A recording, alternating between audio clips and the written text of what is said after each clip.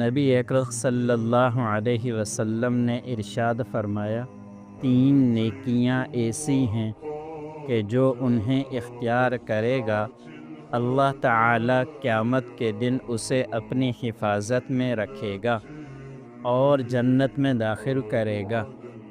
Number 1، ضعیف پر نرمی کرنا۔ نمبر 2، والدین کے ساتھ شفقت سے پیش آنا۔ نمبر 3، غلام پر احسان کرنا۔ حضرت عبداللہ بن عمر بن عاص رضی اللہ تعالی عنہ سے روایت ہے کہ ایک شخص نبی کریم صلی اللہ علیہ وسلم کی خدمت میں حاضر ہوا اور عرض کیا، یا رسول اللہ صلی اللہ علیہ وسلم، میں آپ سے ہجرت پر بیعت کرنے کی نیت سے حاضر ہوا ہوں اور میں نے اپنے والدین کو روتے ہوئے چھوڑا ہے۔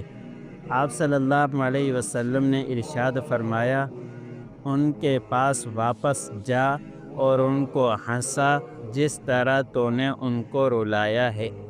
اللہ عمل کرنا۔